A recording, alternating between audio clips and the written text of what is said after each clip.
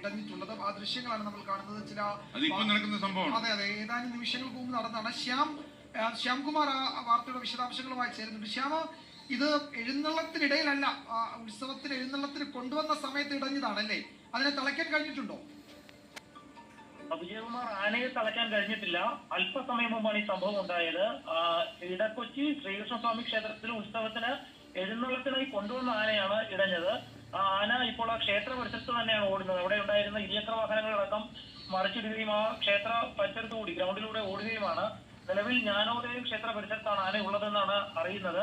ഏതായാലും ക്ഷേത്രത്തിലേക്ക് കൂടുതൽ ആളുകൾ എത്തുന്ന ആ ഒരു സമയത്ത് തന്നെയാണ് ഈ ആന ഇടഞ്ഞിരിക്കുന്നത്. ആ പ്രദേശത്ത് ഇപ്പോൾ പോലീസ് രണ്ടു വശത്തും ആളുകൾ അങ്ങോട്ട് വരാതിരിക്കാനുള്ള ക്രമീകരണങ്ങൾ ഏർപ്പെടുത്തിയിട്ടുണ്ട്. ആനയെ തളയ്ക്കാനുള്ള ശ്രമങ്ങളും ആരംഭിച്ചിട്ടുമുണ്ട് ഇപ്പോൾ. ഇത് ദൃശ്യങ്ങൾ പ്രേക്ഷകർ കാണുന്ന ഈ ദൃശ്യങ്ങൾ ഇടക്കൊച്ചി ശ്രീകൃഷ്ണസ്വാമി ക്ഷേത്ര പരിസരത്ത് നിന്നാണ്. അവിടെ എഴുന്നള്ളത്തിന് കൊണ്ടുവന്ന ആനയാണ് ഇടഞ്ഞത്. അത് നാട്ടുകാരൊക്കെ പ്രാണരക്ഷാർത്ഥം ഓടുന്നത് നമ്മൾ കണ്ടു. ചില വാഹനങ്ങൾ അത്